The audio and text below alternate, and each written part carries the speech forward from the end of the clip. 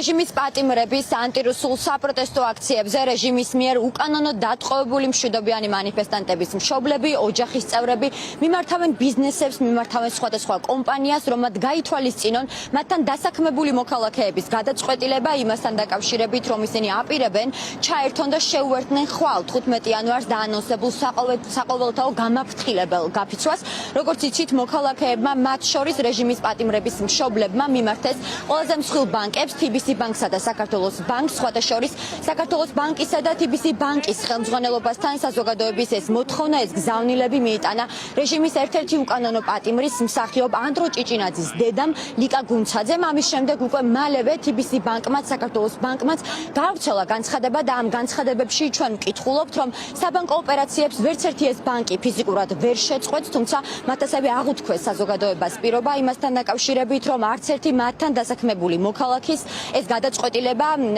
არ იქნება პატივისცემის მიღმა არ დარჩება, ისინი პატივისცემენ მოქალაქეების ამ გადაწყვეტილებას და არ შეიზღუდება მათი გამოხატვის თავისუფლება ხვალ 15 იანვარს საყოველთაო გამაფრთხილებელ გაფიცვაზე, როგორ გაიგეს ბანკის მიერ გავრცელებული, ორივე ბანკის მიერ გავრცელებული ეს განცხადებები, როგორ გაიგო ლიკან გუნცაძემ, ასევე რეჟიმის სხვა პატიმრების მშობლებმა და საზოგადოებამ, ასევე რა გზავნილები აქვთ მათ თავიანთი პატიმარი შვილებისთვის, შეგვიძლია მოვისმინოთ ეს განცხადებები, რომლებიც მათ ცოტა ხნის წინ ახალ თეატრთან გააკეთეს.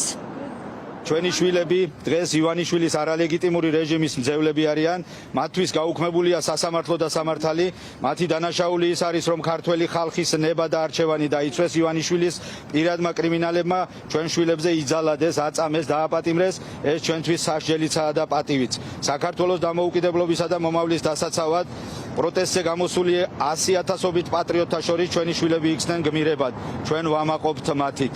ჩვენი შვილების უსამართლო სასამართლოშიც აგრძელებენ ბრძოლას საქართველოს დამოუკიდებლობისათვის, ახალი არჩევნებისათვის და დემოკრატიისათვის. მარტო პატიმრებში არ არის საქმე, ეს არის ქვეყნისთვის, იმიტომ ჩვენ თუ ეს ბრძოლა წავაგეთ, არც კომპანია იქნება, არც ბანკი და არც თეატრი და არც კინო. როგორც ყველა მშობელი აქ ვინც დგას, ჩვენ ძალიან დიდი თხოვნა გვაქვს, რომ ის ადამიანები, ვინც კომპანიებში მუშაობს და გადაწყვეტავს, რომ გამოვიდეს ქუჩაში და 3 საათით გაიფიცონ, ნუ დასჯიან, გაფრთხილებას ნუ მისცემენ, ნუ გამოუშვებენ სამსახურებიდან, იმიტომ რომ ეს ქვეყნისთვის კეთდება სინამდვილეში. გიორგის ყავს 92 წელში გარდაცვლილი ძმა, რომელიც 2 თებერვალს მიტინგზე დახვრიტეს. ცირკთან დახვრიტეს. 18 წლის ბიჭი, რომელსაც დრო შეეჭირა და მიტინგზე წინ მიდიოდა, სნაიპერის ტყვიით მოუკლეს. თავისი ძმის სულის საპატივსაცემლოდ გიორგის უდადის აქციებზე. თავის ძმა იბრძოდა თავისუფლებისთვის, დამოუკიდებლობისთვის, ესეც იბრძვიან ამისთვის. გიორგი კარგად არის. გიორგი აქეთ გვეუბნება და გვამხნევებს წადით მიტინგებზე, იარეთ არ შეგეშინდეთ არაფრისო.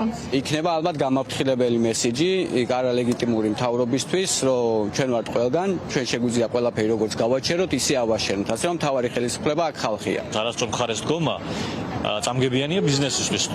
თუნდაც მათი მკუთხიდან რო უთხრა, იმიტომ რომ ეს მთავრობა მაინც დამარცხდება, იმიტომ რომ ასეთი შემთხვევა მათ არ ქონიათ, ბევრ კრიზისს გაუძლო ამ მთავრობამ, მაგრამ ეხლა რომ არც ამერიკიდან, არც ევროკავშირიდან არანაირი ლეგიტიმაცია არ მოდის და ხალხიც არანაირი ლეგიტიმაციას არ აქვს, ამას ვერ გადაურჩებიან.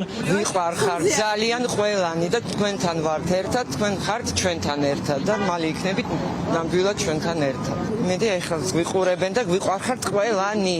თავიანთ საქმეს უკვე აკეთებენ და ჩვენაც შეგვიძლია აქედან მხარი დავუჭიროთ, არც სიამაყითვისები ჩემი ძმით და საერთოდ ყველა პატიმრით და უღრმეს მადლობას ვუხდიან ამ თავგანწირისთვის.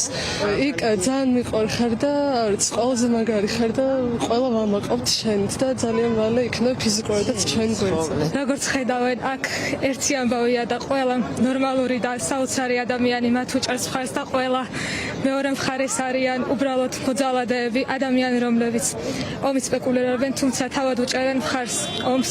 ახლა კი ვინც თუმად არის იმის გამო, რომ ომის ეშენია, ამაზე მეტი ომი ფიზიკურად ვერ იქნება. იყავი მხნეთ, შენ თუ იქნები მადამ მხნეთ, მე 10 ჯერ უფრო მხნეთ ვიქნები და ვიბრძოლებ იმისათვის, რომ შენ იყო ჩვენ გვერდში და ისევ დაუდგე შენ მეგობრებს გვერდში, ყველა პატიმარს, ვინც ახლა მისმენს, შვილებო, მე გიხდით ყველაზე დიდ მადლობას თქვენ, რომ ხართ ყველაზე ძლიერები. ყველაზე მაგრები. რაც შეეხება ხვალ დაანონსებულ საყოველთაო გამაფრთხილებელ გაფიცვას, ჯერჯერობით არ გვაქვს ზუსტი სია იმ კომპანიების, იმ ბიზნესების, რომლებიც ამ გაფიცვას შეუერთდებიან, თუმცა რაც დანამდვილებით ვიცით ამ ეტაპისთვის არის ის, რომ გაფიცვას უერთდება კავკასიის უნივერსიტეტი, უერთდება საქართველოს უნივერსიტეტი, უერთდება სარეკლამო კომპანია ლივინგსტონი, სოციალური საწარმოები ბაბალე, პოტერია, ეთნოდიზაინი, ამ გაფიცვას შეუერთდება ასევე გასტრონომ ჯგუფი, კაფეები რუბი და მზიური, მაღაზია ვენტილატორი, ასევე 5 წუთით გაიფიცება სააფთიაქო ქსელი PSP, თუმანიშვილის თეატრი და რა თქმა უნდა ახალი თეატრი, საიდანაც ჩვენ ახლა ჩართვით გიერთდებით.